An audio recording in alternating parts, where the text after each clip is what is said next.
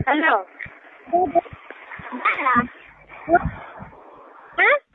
అవు ఏంటంటే హిందీ బుక్ తోచండి ಗೊತ್ತುంది